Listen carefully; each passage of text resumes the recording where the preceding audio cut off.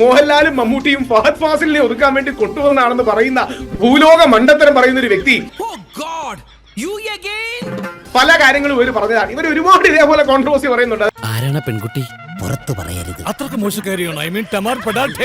നിവിൻ പോളിക്കെതിരായ പീഡനക്കേസിലെ നിർണായക തെളിവുകൾ റിപ്പോർട്ടർ പുറത്തുവിടുന്നു. ഞാൻ അവളൊരു യാതൊരു ബന്ധവുമില്ല. പീഡനം നടന്നുവെന്ന് പറയുന്ന ദിവസം നിവിൻ പോളി തന്റെ കൂടെ ഉണ്ടായിരുന്നുവെന്ന് നടനും സംവിധായകനുമായ വിനീത് ശ്രീനിവാസൻ. ഷാജി അങ്ങനല്ലല്ലോ പറഞ്ഞത്. ഷാജി എന്ത് പറഞ്ഞു? നിവിൻ പോളി 2 ദിവസവും താങ്കളുടെ ഫ്ലാറ്റിൽ തന്നെ ഉണ്ടായിരുന്നു? അതെ, ഉണ്ടായിരുന്നു. 2023 ഡിസംബർ 14 നിവിൻ ഉണ്ടായിരുന്നത് വർഷങ്ങൾക്ക് ശേഷം എന്ന സിനിമയുടെ സെറ്റിലാണ്. 14-നും 15-നും നിവിൻ കൂടെയുണ്ടായിരുന്നുവെന്ന് വിനീത് ശ്രീനിവാസൻ മാതൃഭൂമി ന്യൂസിനോട് പറഞ്ഞു.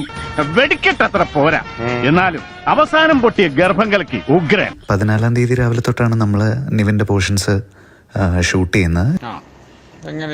അത് കഴിഞ്ഞ് ഞങ്ങളെല്ലാരും കുറച്ചു നേരം ഇരുന്ന് സംസാരിച്ച് ഒക്കെ കഴിഞ്ഞിട്ടാണ് നിവിൻ അവിടുന്ന് പോകുന്നത്. എനിക്ക് ആദ്യമേ ആ ചേച്ചിയെ സംശയം ഉണ്ടായിരുന്നു. അത് ഈസിലി പ്രൂവ് ചെയ്യാനും പറ്റും, ഇത്രയും പേര് പങ്കെടുത്ത ഷൂട്ടാണ്.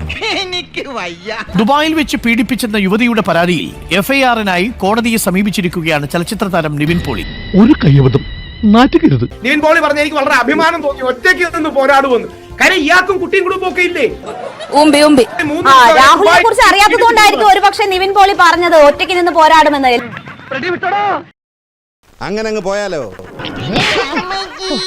ഇനി പോവാലോ. ഇത് യാതൊരു ജില്ല.